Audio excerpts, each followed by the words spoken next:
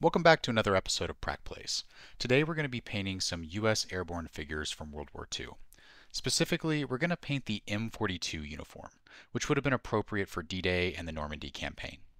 The figures we're going to paint today are from AB, which has recently released a new line of U.S. airborne figures that I'm excited to get to paint. And if you're in the United States, you can order these from Eureka so that you don't have to pay the shipping cost to get them from Australia. Now, I have been beaten to the punch a little bit on this video. I've already seen some other content creators who have posted Instagram pictures and YouTube videos painting these same AB figures. I think one of the best ones I've seen so far is from Painting Panzers. But I want to do things a little bit differently in this video.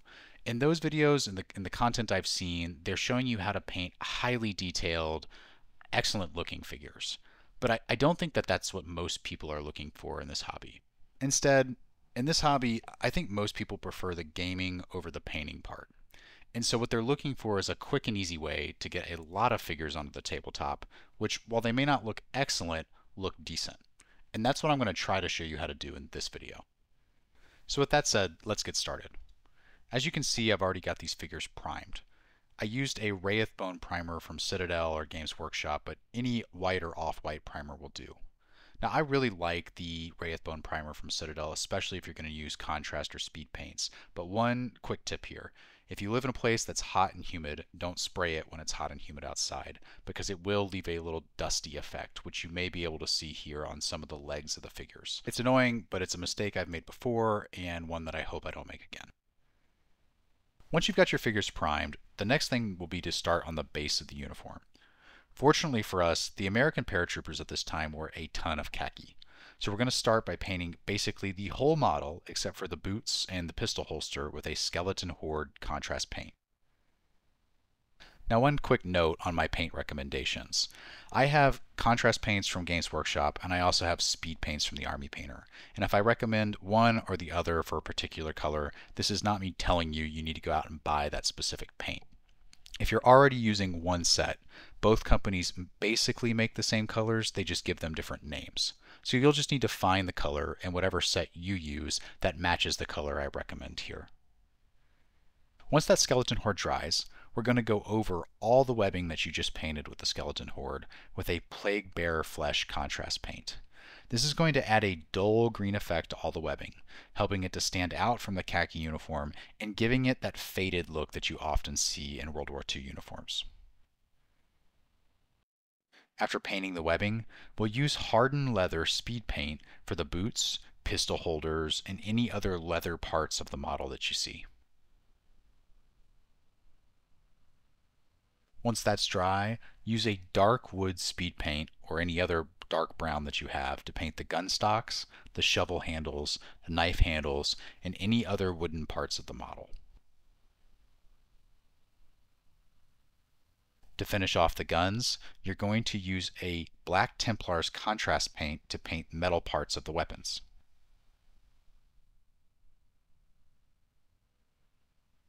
As I've mentioned before, I don't love the contrast and speed paint flesh tones. So when it comes to the flesh, I like to use a light flesh traditional paint from Andrea Color and then just add whatever flesh wash you have handy to the model after that dries.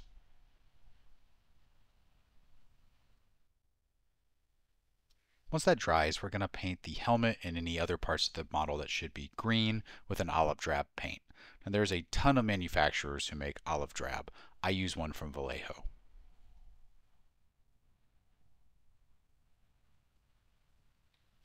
Typically for the helmets though, I find that the basic olive drab is a little too light. So here I add a camo cloak contrast paint on top of the olive drab to darken it down a little bit. I think this also adds a nice variety to the greens that are on the model because it leaves the scabbards with that olive drab while it makes the helmets a darker color. We next paint the camouflage strips on the helmet, also called scrim, with a mix of skeleton horde, dark wood, and gorgontha fur. You can also use that dark wood for the chin straps once your skin tones dry. And with that, we're done painting the basic figure. Now what I think you'll find about this method is that it doesn't use that many colors, and it's quick and easy because there are no washes, there are no highlights, there's no intense detail painting, which means that you're going to be able to knock out your figures and get your army onto the tabletop quickly. In fact, I think at the moment I'm spending about 15 minutes per figure, which means I'll be able to knock out my whole order from AB pretty quickly. And the other great thing about this method is that the figures at the end look pretty dang good. Now again, if you're looking at these guys underneath a microscope, they're not going to have that same level of intense detail that you'll see in some other professional guides. But in my mind, that's okay. Because at the end of the day, these are 20mm figures, 1/72 size. They're small. When you put them on the tabletop, there's going to be 30, 40, 50, maybe even 100 of them. And when you're looking at them from 4 feet away, they're going to look pretty impressive. And it's only when you look at them really up close that you start to notice that maybe there's not the same level of detail of shadows and highlights that you might expect on a better painted miniature. But in my book, for the time saving, that's okay. But let's say you did want to add a few additional details to these models. Let me give you a few pointers on how you can do that to make them look even better. First, some M42 uniforms had reinforced elbow and knee pads, which were green. So if you would like to add these, you can paint squares with the olive drab paint we talked about previously on the elbows and knees of each model, which adds a nice bit of detail and some realism. Personally, I like to have some models with these reinforced knee and elbow pads, and then some without them. Another detail you can add to your figures is a division patch. Now I've shown in a previous video how you can paint these on. But here I'm lucky enough to have a water slide decal for the 101st Airborne that I got from Adler Miniatures, where some of my other Airborne figures are from, and I highly recommend them. Their figures are great. Now fair warning, working with water slide decals this small is frustrating, and it is not quick and easy, nor is it essential to make your figures look good. But if you're willing to do it, it can really add a lot to your figures and make them look like you spent a lot more time on them than you actually did. Now the first step to adding the decal is to cut it out.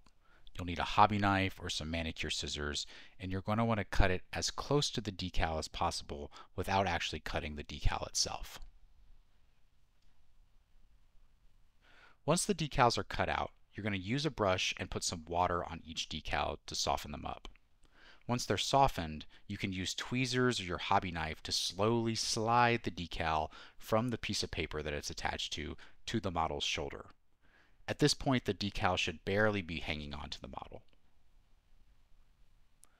Once you've got the decal on the figure, you're going to want to use an old brush to apply microsol to the decal, which will cause the decal to soften and wrap around the curve of the figure's arm.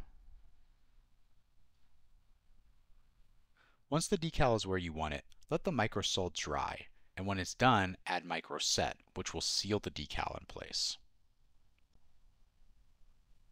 And with that, your decal is done. Now at this point, it's going to look a little shiny and glossy. But don't forget, once you're done painting your figure and basing it, you can apply a matte varnish, which is going to do two things. First, it's going to decrease the glossiness of that to where it makes the decal look painted on and not shiny. The second thing it's going to do is to protect your paint job, which is important because these are wargaming figures that you're going to be handling and probably dropping a lot. And with the decals complete, we're all done. The last step I like to do is just turn the figure 360, kind of look it up and down and make sure there's no spots that I missed. But overall, even with the decal, this probably took me about 25 to 30 minutes to complete. Overall, we hope that you enjoyed this video. But let us know what you think in the comments. Do you prefer painting tutorials that are more highly detailed, or do you like these quick and easy painting videos? Or how would you have painted your figures any differently? Otherwise, we hope to see you in the next video.